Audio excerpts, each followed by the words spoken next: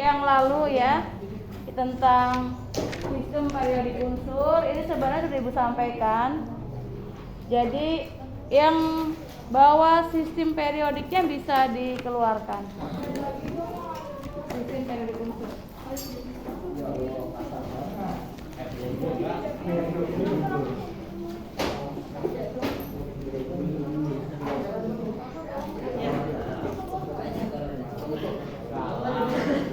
Oke, lihat dulu ya.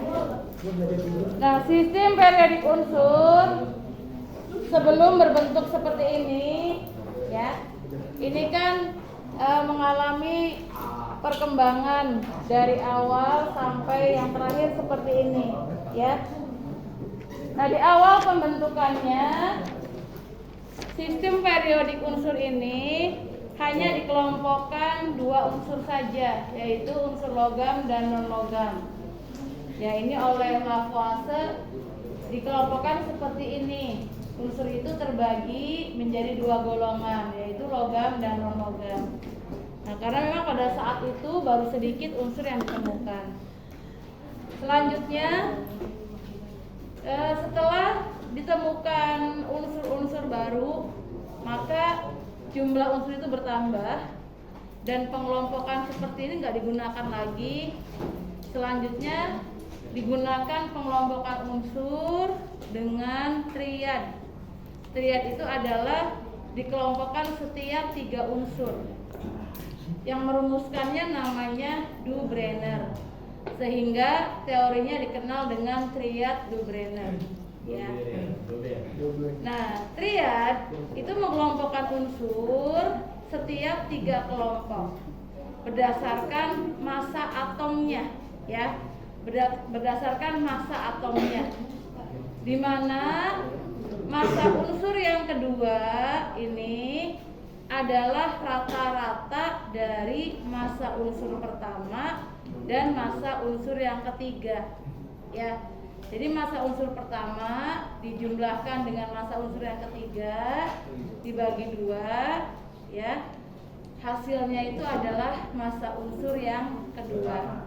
Nah, sehingga dikelompokkan kalsium, strontium, barium itu satu kelompok, satu triad, ya. Nah, begitu juga unsur yang lainnya. Pengelompokannya seperti itu. Nah, berikutnya setelah ada pengelompokan triad, ini ternyata memang unsur pun juga bertambah banyak, maka pengelompokan triad ini udah nggak bisa dipakai lagi. Kemudian digunakan pengelompokan unsur dengan cara oktav, ya, yang merumuskannya namanya Newlands, sehingga dikenal dengan teorinya adalah oktav Newlands. Nah, oktav Newlands ini namanya juga oktav. Oktav itu artinya 8, ya. Nah, maka unsur-unsur ini dikelompokkan 8, yaitu sifat unsur itu akan berulang setelah unsur ke-8. Jadi kalau disusun, misalkan ini unsur yang pertama 1, 2, 3, 4, 5, 6, 7, 8-nya itu ke atas di sini, ya. 1, 2, 3, 4, 5, 6, 7, 8-nya di sini, ya. 1, 2, 3, 4, 5, 6, 7, 8, ya. Jadi seperti itu, ya. Setiap unsur ke-8 itu sifatnya akan berulang. Nah, ini dikenal dengan teori oktav Newlands. Nah, penyusunannya di sini masih berdasarkan kenaikan massa atom. Selanjutnya, pengelompokan unsur oleh Mendeleev, ya. Ini Mendeleev juga nama orang. Teorinya dikenal dengan teori Mendeleev, di mana Mendeleev sudah mulai mengelompokkan unsur itu ada periode dan ada golongan, ya. Jadi ada unsur-unsur yang disusun mendatar namanya periode, ada unsur-unsur yang disusun tegak namanya golongan, ya, berdasarkan kemiripan sifat. Nah, sama Mendeleev juga masih berdasarkan pada kenaikan massa atom, ya, penyusunannya itu. Nah, hanya saja dalam teori Mendeleev ini ada kelemahannya, yaitu masih ada tempat kosong. Ya, jadi ketika unsur itu disusun, ternyata masih ada tempat-tempat kosong. Nah seperti ini, ya. Ini juga nggak tahu nih unsur apa, nggak ada. Harusnya di sini nomornya 44 tapi unsurnya nggak ada. Harusnya nomornya 68 tapi unsurnya nggak ada, gitu ya. Seperti ini. Nah akhirnya pengelompokan unsur dengan sistem Mendeleev ini juga nggak bisa dipakai, ya. Nah kemudian dirumuskan kembali pengelompokan unsur itu oleh Henry Moseley, di mana Henry Moseley menyempurnakan klasifikasi unsur Mendeleev. Nah menurut Henry Moseley, unsur-unsur itu disusun berdasarkan kenaikan nomor atom. Nah kalau sebelumnya kan berdasarkan kenaikan massa atom. Nah tapi ternyata nggak bisa dibuat ya penyusunannya dengan baik, dengan bagus kalau berdasarkan massa atom. Sehingga penyusunan unsur itu berdasarkan kenaikan nomor atom. Ya. Nah, yang akhirnya dibuat susunan unsur-unsurnya seperti ini, ya. Seperti sekarang ini yang kamu punya, ya, yang kita kenal sekarang ini. Nah, kemarin kita juga sudah belajar membaca tabel periodik unsur atau tabel periodik modern. Ada yang menyebutkan juga dengan sistem periodik unsur, ya, atau susunan berkala unsur-unsur kimia. Itu sama aja, ya, yaitu tabel periodik unsur atau tabel periodik modern atau sistem periodik unsur, ya, itu sama aja. Jadi jangan keliru dengan kata-kata, jangan bingung dengan nama-namanya, ya. Nah dalam tabel periodik unsur ini ada dua kelompok besar unsur, yaitu golongan A dan golongan B, ya. Bukan golongan dulu deh, golongan itu apa? Golongan apa? Unsur yang terletak pada lajur vertikal, ya, atau lajur tegak, ya, dari atas ke bawah. Nah, ada berapa kelompok unsur yang pada lajur vertikal? Ada dua kelompok unsur, yaitu golongan A dan golongan B. Golongan A itu adalah kelompok unsur golongan utama, ya. Sedangkan golongan B ini adalah kelompok unsur golongan unsur transisi.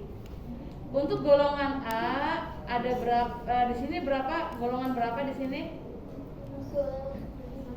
1A di sini. Ini.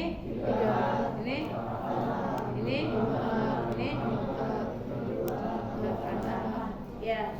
Nah, dari nama-nama golongan A ada beberapa nama golongan yang punya nama khusus. Seperti golongan 1A. Golongan 1A namanya golongan alkali. Golongan 2A namanya alkali tanah. Golongan 7A namanya halogen. 7A, ya. 8A namanya gas mulia, ya. Golongan 8A gas mulia. Ya. Kemudian yang golongan B di sini unsur transisi, ya, dimulai dari golongan berapa yang paling kiri? 3B. Kemudian terus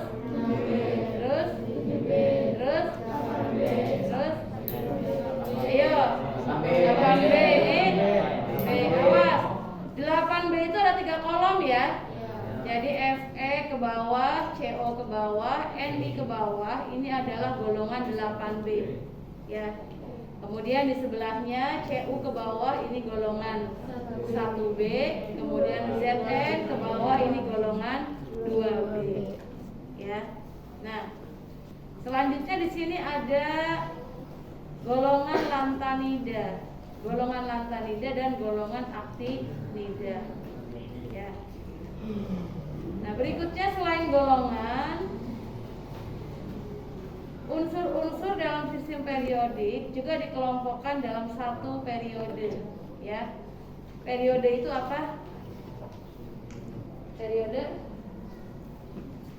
unsur-unsur yang terletak pada lajur horizontal dari kiri ke kanan. Nah, untuk periode 1 ada berapa unsurnya? 2. Apa saja? Hidrogen dan helium. Periode 2 ada berapa unsur semuanya? 8 unsur ya, dari litium sampai neon. Periode ketiga ada berapa unsur? 8 ya, dari natrium sampai argon. Periode keempat ada berapa unsur? 18 itu golongan A-nya ada berapa? Ya, 1, 2, 3, 4, 5, 6, 7, 8. Golongan A ada 8, golongan B-nya ada berapa? 10. Ada 10 ya. Nah, itu ada tuh di soal PTS kemarin ya, pernyataan yang benar tentang sistem periodik unsur. Yang mana ya? Ada tuh diantaranya Ibu tuliskan unsur-unsur pada periode 4 ya, terdiri dari 8 golongan A dan 10 golongan B gitu ya. Ada ya? Ya kan Adrian, ada soalnya itu. Oh, jawabannya benar enggak? Ya benar lah. Ya. Nah, kemudian periode 5 sama ya dengan periode 4. Periode ke-6 termasuk di dalamnya ada unsur lantanida. Lantanida ini masuk ke dalam periode 6 ya. Aktinida masuk dalam periode 7. Nah, ini nida disebut-sebut terus ya. Nida. Ya. Nah, jadi itu sistem periodik unsur ya. Nah, sekarang kalian kan sudah Ibu ajarkan juga bagaimana menentukan letak unsur dalam sistem periodik unsur menggunakan konfigurasi elektron kulit yang KLMN ya. Nah, hanya saja untuk konfigurasi elektron kulit itu hanya terbatas pada golongan A ya, terbatas pada golongan A. Dan selanjutnya Ibu juga sudah ajarkan kalian bagaimana cara membuat konfigurasi elektron subkulit. Masih ingat? Yang ini ya, SPDF. Bikin konfigurasinya juga ya, sudah bisa kan? Ini urutannya gimana konfigurasinya? Mana dulu? 1S, 2S, 2B, 3S, 4S, 5S, 3B, 4B, 5S, 4D, 5P, 6S, 6F, 5D, 6F, 7S, 5F, 6D, 7P. Waktu di PTS ada soal ini. Ada kan? Ya. Betul nggak? Semua bisa nggak? Hah? Ya, ada kan urutan pengisian elektron pada subkulit dari energi yang terendah gitu kan? Ya. Kemudian juga ada tuh jawabannya Aufbau. Ya. Nah, tuh kan? Kalau dibaca lagi 2 nomor tuh udah bener, 3 nomor sama yang tadi ya. Nah, karena kalian sudah belajar ini ya, menuliskan konfigurasi elektron kulit, maka penentuan letak unsur dalam sistem periodik unsur bisa menggunakan konfigurasi elektron subkulit tadi ya. Hanya saja ada beberapa hal sedikit aja yang harus kalian pahami di sini, yang harus kalian ingat ya. Yang pertama, misalkan kalian bikin konfigurasi elektron, nah yang pas terakhir itu yang subkulit yang terakhir ada di subkulit S ya misalkan. Nah, maka Kalau enggak golongan 1A, golongan 2A kalau di subkulit S. Tergantung elektron yang ada di subkulit S-nya. Ya. Kalau di subkulit S-nya itu 1, berarti golongan 1A. Kalau di subkulit S-nya 2, berarti golongan 2A. Tuh. Ya, itu yang pertama yang sekalian ingat. Kemudian yang berikutnya, kalau misalkan kamu bikin konfigurasi elektron.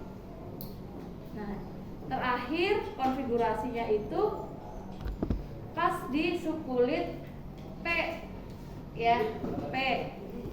Nah, maka golongannya itu dari 3A sampai 7A. Nah, tergantung jumlah elektron dari S dan dari P. Misalkan di P-nya itu elektronnya 1, di S-nya 2. Berarti kita jumlahkan elektronnya. 1 tambah 2, 3. Berarti golongan 3A. Ya. Kemudian kalau elektron di P-nya 2, di S-nya 2, kita jumlahkan. Jumlahnya 4, berarti golongan 4A. Ya. Kalau elektronnya di S2, di P ada 3, kita jumlahkan jumlahnya 5, berarti golongan 5A. Ya. Kalau kemudian di P-nya ada 4 elektron, di S-nya 2 elektron, kita jumlahkan, maka akan jumlahnya 6, termasuk ke golongan 6A. Ya. Kemudian kalau P5, S-nya 2, jumlahnya 7, golongan 7A. Kemudian kalau P-nya ada 6, S-nya ada 2, dijumlahkan 8, golongan 8A. Ya. Nah, contoh misalkan. Contoh. Ini videonya. Oke, contoh di sini. Dihapus dulu, ini udah ketut ya. Yang remet. Misalkan magnesium nomor atom 12 terletak di SPU itu di golongan berapa, periode berapa, ya. Nah, 12 kita bikin konfigurasi elektronnya dulu. Nah, maka di sini nggak boleh pakai KLMN ya, tapi kita pakai SPDF. Di sini kita mulai dari 1S2, kemudian 2S2, terus 2P6, terus 3S2. Nah, terakhir berhenti di 3S2. Berarti kan di subkulit S. Ya, di subkulit S kan? Jadi kalau di subkulit S itu kalau nggak 1, 2, tergantung jumlah elektronnya. Elektronnya berapa jumlahnya? Sini 2. Berarti ini terletak di golongan 2. Iya, golongan 2A. Nah, untuk periode ditentukan dari N yang paling besar. N itu adalah kulit ya. Kulit yang paling besar. Yang paling besar itu 3 kan? Ya, jadi nomor kulit itu angka yang di depan subkulit. Ya, cari yang paling besar. Yang paling besar adalah 3, maka periode 3. Itu ya. Nah, kemudian misalkan K19 1S, 2, 2S2, 2P6, 3S2, 3P6, 4S1. Terakhir di subkulit S. Ya. Kemudian kita lihat elektronnya 1. Jadi golongan berapa? 1A. Ya. Golongan 1A, periode 2. Ya, periode 4. Ya, lihat S yang paling N yang paling besar. Nah, selanjutnya KR kita sisipkan. KR kan 36. Nah, 36 berarti setelah KR 5S ya. 5S 2, terus 4D10, terus 6P iya 5P. Wah, ini kan 36, 38, 48, kurang berapa? Kurang 2. Nah, terakhir di subkulit P. Berarti kan antara 3A sampai 8A. Nah, kita lihat elektronnya dari P dan dari S. Berapa jumlah elektronnya? 4. Berarti ini ada di golongan, iya, golongan 4A, periode, iya, periode 5. Ya, periode 5. Udah, silakan ada mau tanyain dulu ini. Ada mau tanyakan? Udah? Ya, yang ini buat golongan A doang. Ya nanti golongan B ada. Dan selanjutnya adalah yang golongan B. Ya, yang golongan B. Untuk golongan B, ya untuk golongan B adalah konfigurasi elektronnya itu terakhir ada di subkulit D, ya di subkulit D. Ini subkulit D semuanya.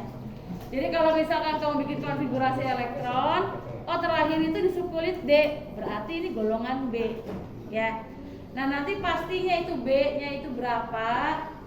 Kita lihat jumlah elektronnya, elektron dari D dan elektron dari S. Ya, tadi kalau yang golongan A 3 sampai 8 elektron dari P dan elektron dari S. Kalau untuk golongan B, elektron dari D dan elektron dari S. Misalkan dari S-nya itu ada 2 elektronnya, dari D-nya 1, kita jumlahkan elektronnya 3, berarti golongan 3B. Ya. Kemudian elektronnya dari D-nya itu 2, dari S-nya 2, kita jumlahkan 4, berarti golongan 4B. Kemudian dari D-nya 3 elektron, dari S-nya 2 kita jumlahkan 5, golongan 5B. Ya. Kemudian D-nya 4, S-nya 2, dijumlahkan 6, golongan 6B. Dari D-nya 5, dari S-nya 2, kita jumlahkan 7, golongan 7B.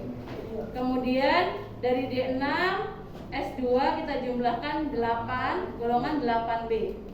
Nah selanjutnya D-nya ada berapa ini? 6. 6 sama 2, 8 ya, jadi 8B. 7 sama 2, 9, golongan 8B. 8 tambah 2, 10, golongan 8B. Jadi untuk elektron yang jumlahnya 8, elektron yang jumlahnya 7, elektron yang jumlahnya 10, 8, 9, 10 ya, 8, 9, 10 itu golongan 7B, 7B, 8B. Nah karena kan di 8B itu ada 3 kolom kan, 3 kolom ya, yang 8B itu ya. Nah jadi yang jumlahnya 8, 9, dan 10 itu golongan 8B. Nah selanjutnya kalau di D ada 9, di S ada 2, kita jumlahkan jadi 11 kan jumlah elektronnya, jadi golongan 1B. Kalau jumlahnya 11, golongan 1B.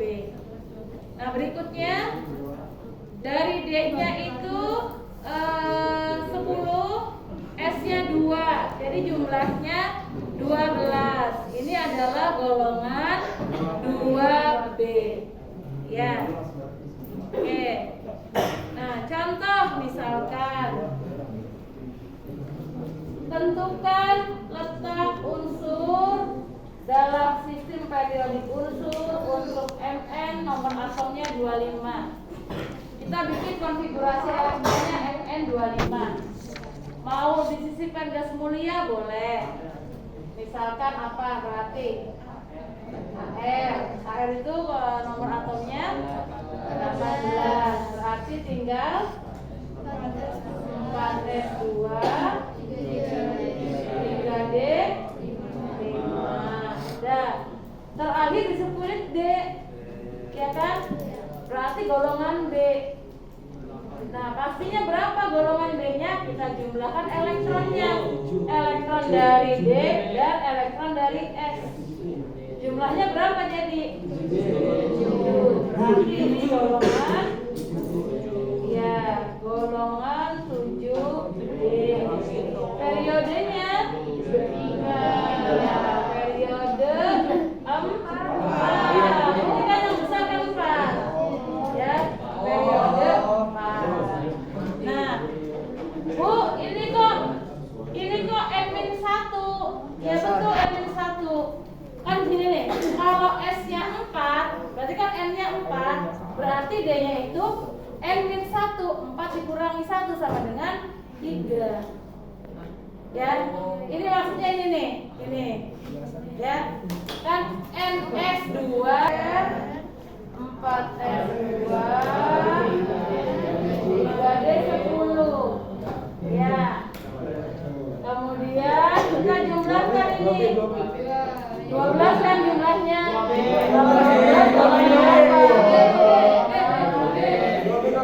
golongan 2B. Ya.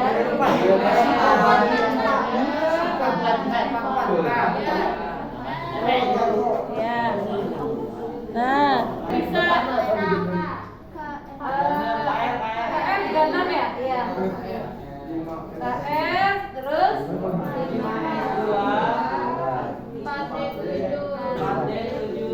4D7. Ya.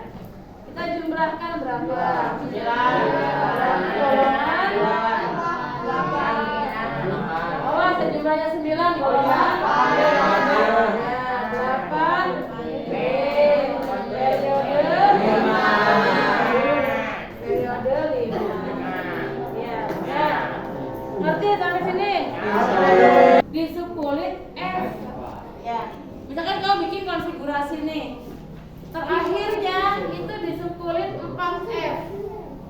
Nah, berarti kalau terakhirnya di subkulit 4F, dia itu adalah golongan lantanida. Ya. Jadi golongan ini lantanida. Lantanida periode berapa?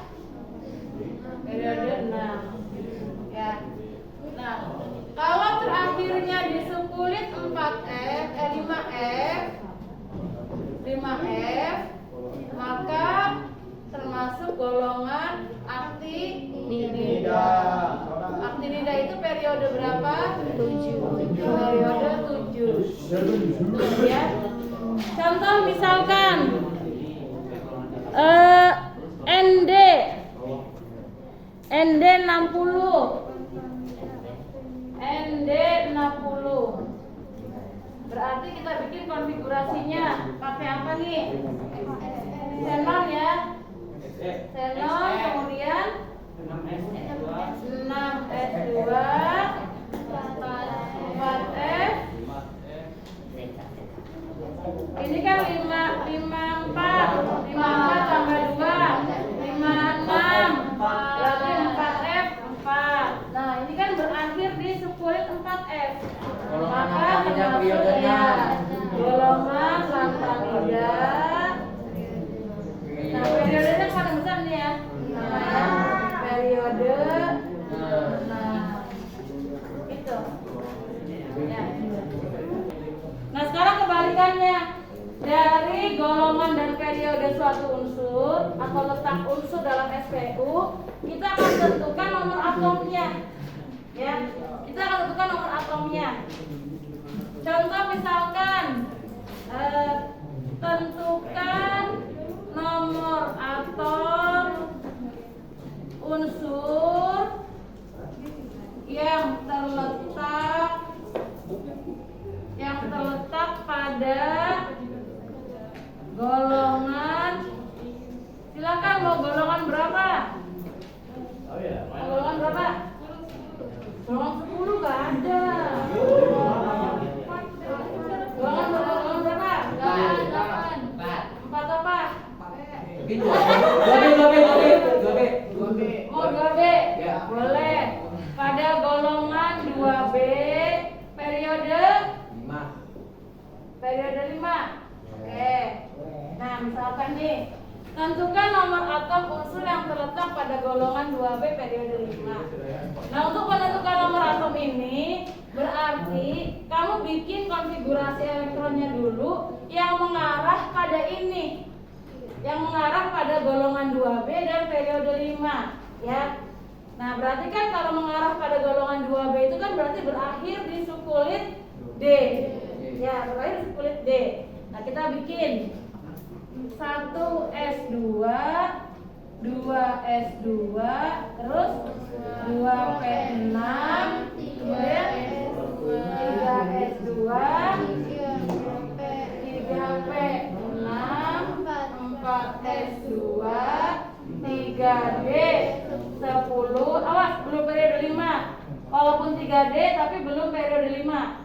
Ya, masih periode 4. Jadi masih lanjut. Ya, sampai ketemu periode 5. Habis 3D 10, 4P6, terus 5S2 nih udah ketemu periode 5. 5S2 terus 4S2. Nah, 4D udah ketemu kan ini? Ya, berakhir di sukulit D, periode 5-nya udah ketemu. Ya, tinggal 2B. Berarti 2B itu elektronnya harus berapa jumlahnya? 10. Harus 12 kan? Dari S-nya kan 2, D-nya berarti 10. Ya. Nah, ini kan golongan 2B periode ke-5. Nah, nomor atomnya berapa? Nah, nomor atom itu kan sama dengan jumlah elektron. Ya kan? Jadi kita jumlahkan semua nih elektronnya. Kita jumlahkan semuanya. Dari sini 2 tambah 2 tambah 6, 10, 2, 6, sini 20, 30, ya 30, 40, tambah ya atomnya 48. Ya, betul nggak? Golongan 2B periode kelima ya, 48 betul ya? Iya, CD. Ya, ngerti nggak nih?